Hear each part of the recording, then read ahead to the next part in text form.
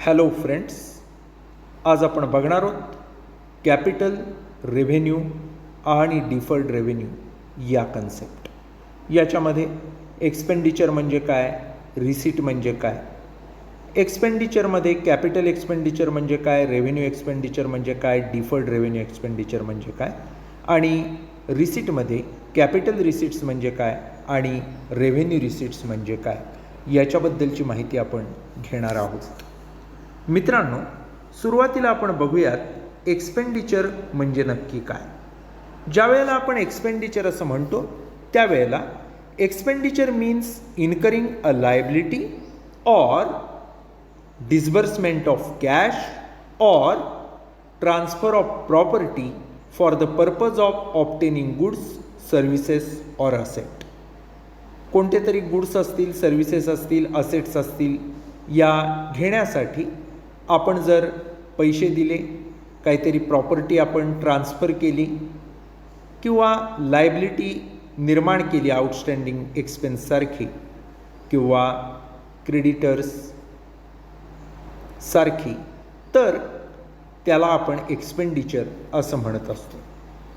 मित्रांनो, ज्या वेळेला आपण एक्सपेंडिचर असं म्हणतो त्यावेळेला तो एक्सपेंडिचर एकतर कॅपिटल एक्सपेंडिचर असतो, रेव्हेन्यू एक्सपेंडिचर असतो किंवा डिफर्ड रेव्हेन्यू एक्सपेंडिचर असतो.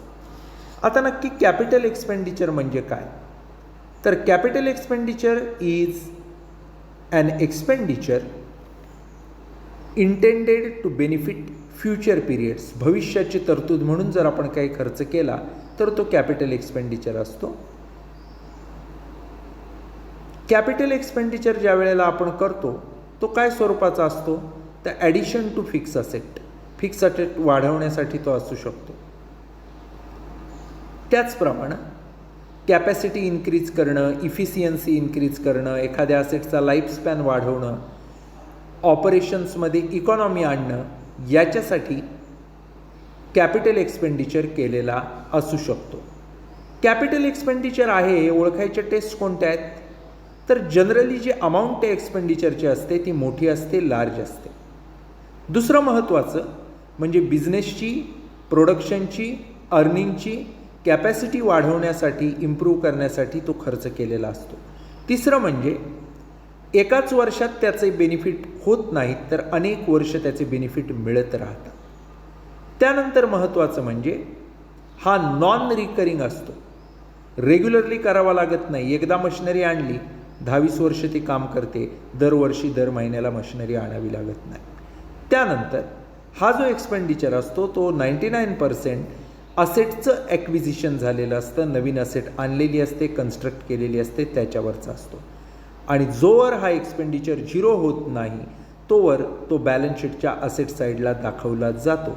तुम्ही बघत असाल की ज्या फिक्स असेट असतात त्या बॅलन्स शीटला असेट मायनस डिप्रिसिएशन म्हणजेच रिटर्न डाऊन व्हॅल्यूला दाखवल्या जातात.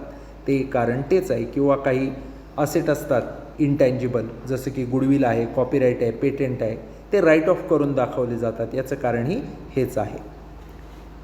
ज्या वेळेला आपण कॅपिटल एक्सपेंडिचर म्हणतो त्यावेळी त्याच्यात काय काय येतं, तर पहिली गोष्ट म्हणजे परचेस ऑफ फिक्स असेट.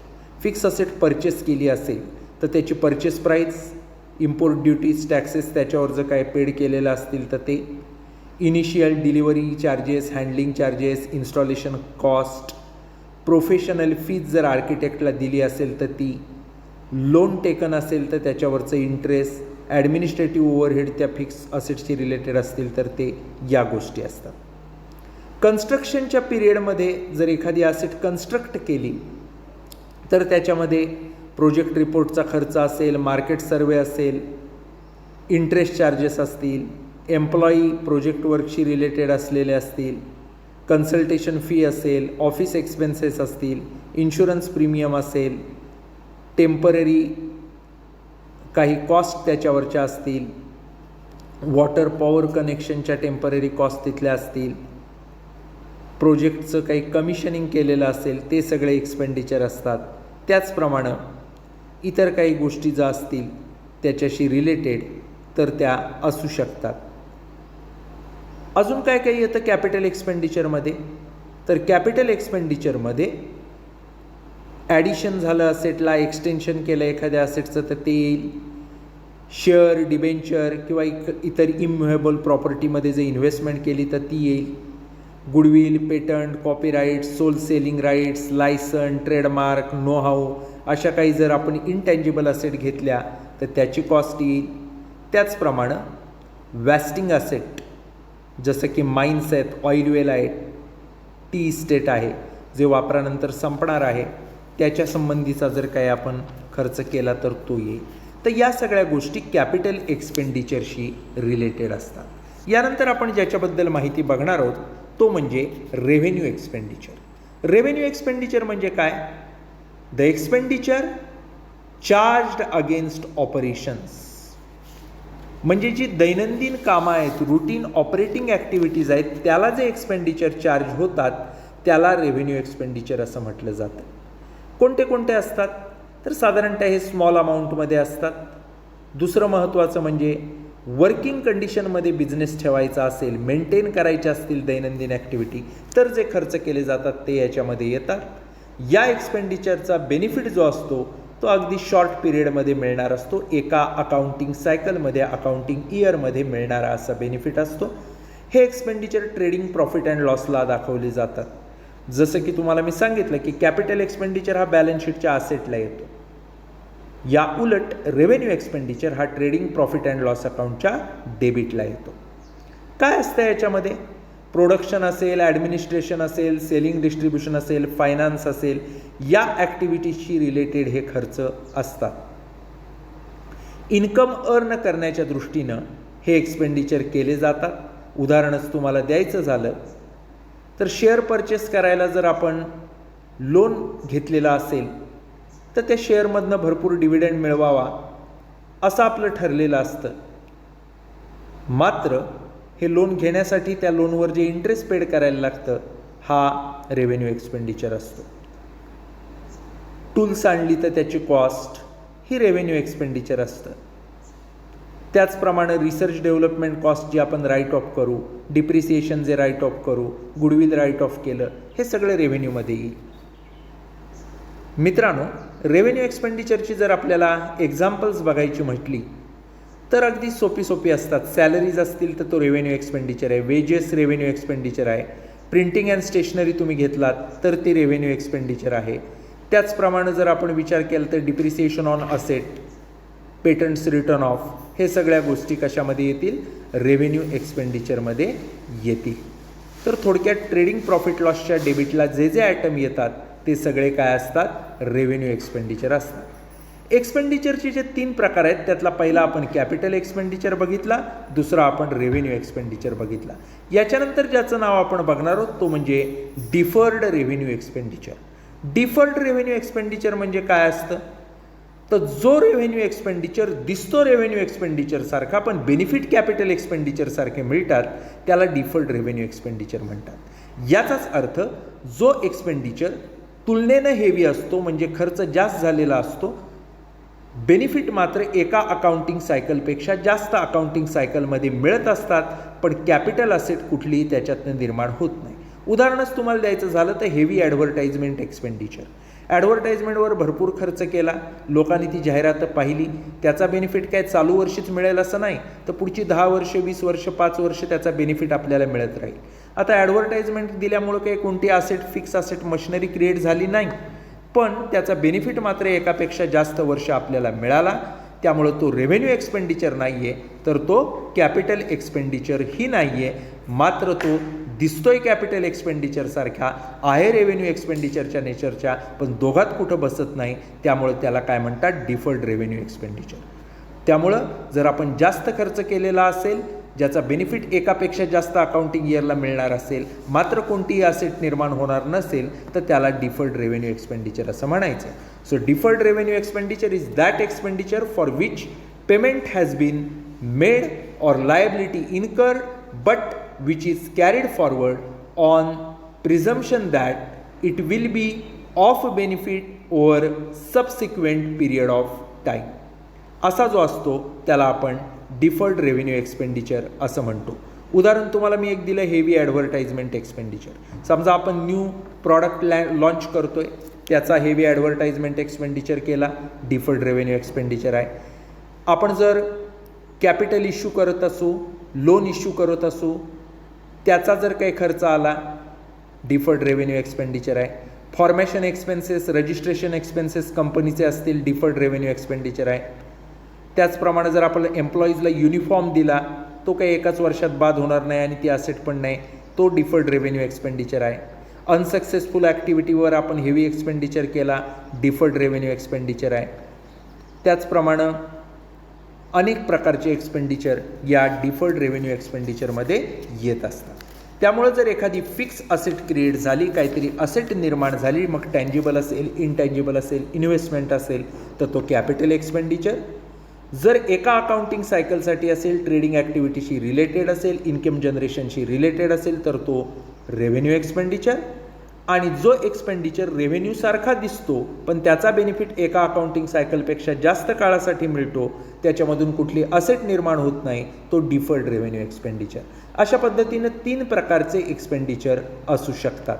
ज्या वेळेला आपण इन्कमचा किंवा रिसीटचा विचार करतो, तेव्हा रिसीट म्हणजे काहीतरी त्या बिझनेसला काय होत असतं, मिळत असतं. रिसीट म्हणजे नक्की काय, तर बिझनेसला काहीतरी मिळणं. रिसीट कोणत्या कोणत्या असू शकतात, तर a part of single receipt may be capital, may be revenue और may be profit.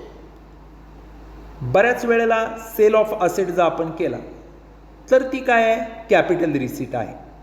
Sale of goods केला, रेव्हेन्यू रिसीट आहे. तर अशा पद्धतीच्या या रिसीट असतात. एका ट्रेडिंग ॲक्टिव्हिटीशी रिलेटेड असेल, म्हणजे थोडक्यात ट्रेडिंग प्रॉफिट लॉसच्या क्रेडिटचं सेलमधून झालेली रिसीट असेल गुड्सच्या, किंवा interest received, dividend received, commission received, या सगळ्या रेव्हेन्यू रिसीट असतात. कॅपिटल रिसीट कुठल्या, तर ज्या बॅलन्स शीटशी रिलेटेड आहेत. म्हणजे फिक्स असेट विकल्याने पैसे आले, गुडविल विकल्याने पैसे आले, आपण जर लोन घेतलं, आपण जर कॅपिटल रेज केलं, शेअर इश्यू करून, डिबेंचर इश्यू करून पैसे घेतले, त्या सगळ्या काय आहेत, कॅपिटल रिसीट आहेत. Capital receipts are those receipt which do not recur, they are unusual receipts. म्हणजे काय, रिकरिंग नेचरच्या, नेहमी मिळणाऱ्या अशा त्या नसतात, युज्युअल नसतात, अनयुज्युअल असतात, कधीतरी एकदाच केलेल्या असतात. उदाहरणार्थ issue of fresh share capital, issue of debenture, amount of loan raised, proceed on sale of fix asset, proceed on sale of investment, premium on share debenture, या सगळ्या काय असतात, कॅपिटल रिसीट असतात. कशा ओळखायच्या, तर या फायनान्सिंग ॲक्टिव्हिटीतनं येतात, रिफंडेबल असतात, नॉन रिकरिंग असतात. त्याचप्रमाणे या ज्या रिसीट असतात त्या लायबिलिटी साईडला साधारणतः बॅलन्स शीटच्या बऱ्याच वेळा डिस्क्लोज होत असतात. आता रेव्हेन्यू रिसीट म्हणजे काय, ज्या वेळेला आपण रेव्हेन्यू रिसीट असा शब्द वापरतो त्यावेळेला आपण लक्षात घेतलं पाहिजे की ती रिकरिंग नेचरची असते, दैनंदिन ट्रेडिंग ॲक्टिव्हिटीमधनं झालेली असते, कोर्स ऑफ बिझनेसमध्ये झालेली असते, ती रिफंडेबल नसते, परत करायची नसते. प्रॉफिट करंट इयरचा वाढवणं कमी करणं हे त्याच्यामधनं होत असतं, म्हणजेच त्या वाढवत असतात आणि ट्रेडिंग प्रॉफिट अँड लॉस अकाउंटला ती आपल्याला डिस्क्लोज करावी लागते. जसं की मी तुम्हाला सेल म्हटलं, कमिशन रिसिव्ड म्हटलं, इंटरेस्ट रिसिव्ड म्हटलं, डिस्काउंट रिसिव्ड म्हटलं, या सगळ्या आहेत त्या कोणत्या आहेत, रेव्हेन्यू रिसीट आहेत. त्यामुळं revenue receipts are those receipts which are received occurred in ordinary course of business. सेल्समधनं मिळालेली कॅश सेल्स असतील, डिस्काउंट रिसिव्ड असेल, ज्यांची मी आत्ता तुम्हाला नावं सांगितली, किंवा शेअर ट्रान्सफर फीज असतील, हे सगळे काय आहे, रेव्हेन्यू रिसीट्स आहेत. तर आपण अशा पद्धतीनं काही कन्सेप्ट बघितल्या. कॅपिटल एक्सपेंडिचर म्हणजे काय, रेव्हेन्यू एक्सपेंडिचर म्हणजे काय, डिफर्ड रेव्हेन्यू एक्सपेंडिचर म्हणजे काय, कॅपिटल रिसीट म्हणजे काय आणि रेव्हेन्यू रिसीट म्हणजे काय, याची आपण माहिती घेतली. नक्की काय असलं की ती कॅपिटल रिसीट आहे, काय असलं की रेव्हेन्यू रिसीट आहे, काय असलं की डिफर्ड रेव्हेन्यू एक्सपेंडिचर आहे, काय असलं की कॅपिटल एक्सपेंडिचर आहे, काय काय असेल तर तो रेव्हेन्यू एक्सपेंडिचर आहे, हे आपल्याला सांगता येणं गरजेचं असतं. आणि ते आपण कधी सांगू शकतो, ज्या वेळेला आपल्याला या प्रत्येकाची काय माहीत असेल, व्याख्या माहीत असेल त्यावेळेला सांगू शकतो. तर अशा पद्धतीनं आपण लक्षात घेतलं पाहिजे की कॅपिटल एक्सपेंडिचर म्हटलं की बॅलन्स शीटची असेट दिसली पाहिजे तुम्हाला. रेव्हेन्यू एक्सपेंडिचर म्हटलं की ट्रेडिंग प्रॉफिट लॉसची डेबिट साईड दिसली पाहिजे. कॅपिटल रिसीट म्हटले की लायबिलिटी साईड किंवा असेट विकून आलेले पैसे दिसले पाहिजेत. रेव्हेन्यू रिसीट म्हटलं की ट्रेडिंग आणि P&Lचं क्रेडिट दिसलं पाहिजे. आणि ज्या वेळेला आपण डिफर्ड रेव्हेन्यू एक्सपेंडिचर म्हणतो तेव्हा काही हेवी ॲडव्हर्टाइजमेंट एक्सपेंडिचरसारखे एक्सपेंडिचर दिसले पाहिजे की ज्यातनं असेट पण निर्माण झाली नाही, रेव्हेन्यू एक्सपेंडिचरसारखा दिसतोय पण तसा नाही आणि एकापेक्षा जास्त वर्षी बेनिफिट मिळत आहेत. या ठिकाणी आपण थांबूयात. थँक्यू.